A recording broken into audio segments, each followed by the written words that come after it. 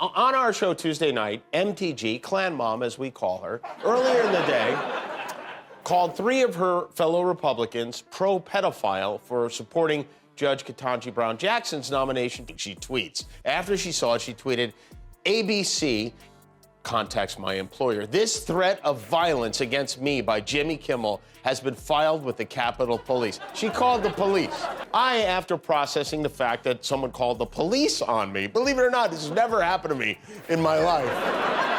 I tweeted back, I wrote, "Officer, I'd like to report a joke." Ever wonder what happens when a politician can't take a joke? Marjorie Taylor Greene just showed us, and it's hilarious. Jimmy Kimmel cracked a harmless joke, and MTG went full Karen, calling the cops. Seriously, she reported a comedian to the Capitol Police. What's next? Arresting clowns for making balloon animals? Before we move on, I'd like to ask you a small favor. If you appreciate this content, please take a second to like this video and subscribe to the channel. Over 98% of you watch the videos without subscribing. It costs you nothing, but it makes a huge difference to us. So did you click the subscribe button? Great, thank you so much. Now back to the video. Remember when politicians could take a joke? Those were the days. But Marjorie Taylor Greene clearly didn't get the memo. It all started with Jimmy Kimmel's harmless Will Smith slap joke. He quipped that Will Smith should have slapped MTG instead of Chris Rock. Pretty tame, right? Well, not to MTG. If she's gonna report me to the police, if that's how she wants to play it,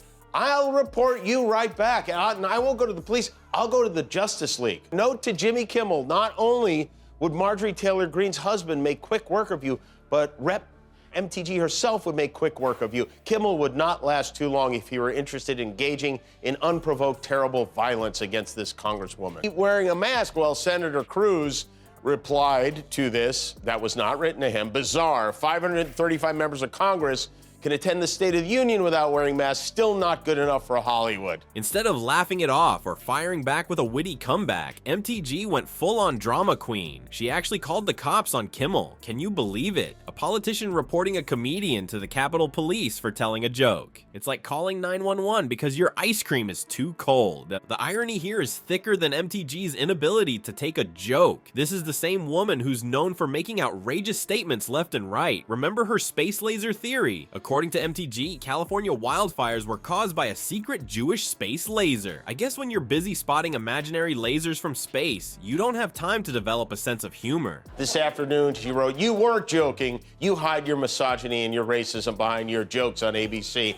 This was a dog whistle to the violent left to assault me or worse." And you're misspelled "you're," of course. Well, that's nice. She thinks I have fans. I guess that's good. But now listen, not only don't I condone death or any kind of threats against anyone, especially as I get dozens of them a week myself. This woman, you may remember, she's the one who endorsed fringe conspiracy theories and repeatedly indicated support for executing prominent Democratic politicians. Now she's dialing 911 because she got made fun of. But wait, there's more. MTG has a whole catalog of wild claims. She suggested that 9/11 was a hoax and that school shootings were staged. Yet somehow, a late-night comedian's joke is where she draws the line? It's like complaining about a drop of water when you've been swimming in the deep end of the crazy pool. So how would Kimmel respond to this ridiculous overreaction? Would he back down, apologize? Nah, that's not Kimmel's style. Instead, he came back swinging with this zinger. "Officer, I'd like to report a joke." Boom. Kimmel 1, MTG 0. But folks, this comedy show was just getting started. MTG had unknowingly handed Kimmel a golden ticket to Comedy Town, and he was ready to cash it in. The late night host was about to turn this political molehill into a mountain of laughs. Stay tuned because things are about to get even funnier. Hey, you know, all these crazy people in Congress, all of these low IQ individuals in Congress right now, there's one guy who's responsible for that, and that's Donald Trump. First, new evidence tonight that we, you, the American people, all of us, we were all lied to. Frankly, we did win this election. We were lied to by Joe Biden. Obama, amnesty. Amnesty, Obama amnesty.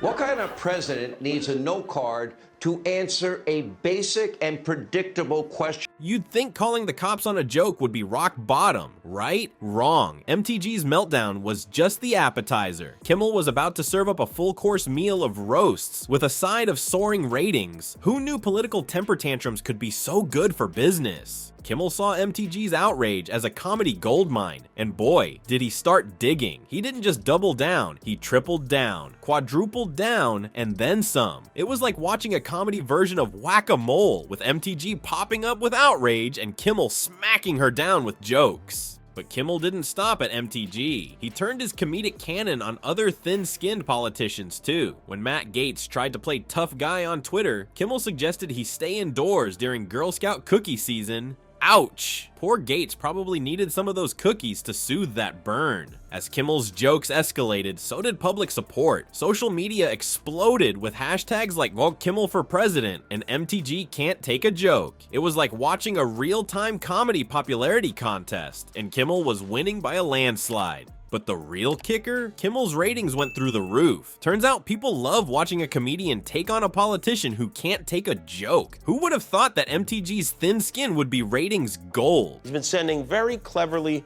coded messages, narrating what he sees, maybe more clearly than anyone, the brazen and unchecked hypocrisy we're being bombarded with every day. We're going to beat this coronavirus, or whatever you want to call it, and we're going to beat it soundly. And Biden's lies are so bad that even the Washington Post is calling him out for his lies. The Washington Post new report out today. As the comedy feud raged on, people started asking, is this just funny TV, or is there more to it? Experts say political satire isn't just about laughs. It's a way to keep politicians in check. It's like a comedic watchdog, barking at politicians when they step out of line. And in this case, Kimmel's barks were more like howls of laughter. The whole incident sparked a bigger conversation about free speech and the role of comedy in politics. Can politicians police jokes? Should they? Or should they learn to laugh at themselves like the rest of us? In the end, Kimmel's comedy crusade against MTG wasn't just about getting laughs. It was a reminder that in a democracy, even the most powerful figures aren't above a good roast. And if they can't handle a joke, well, maybe they're in the wrong line of work. After all, if you can't take the heat, stay out of the comedy kitchen. So here's the deal, folks. In this wild comedy club we call democracy, guess who's got the real power? That's right, it's us, the voters. Garbage person Marjorie Taylor Greene of Georgia has been trying to pin some of the blame in her way. It's unforgivable to not know where these children are.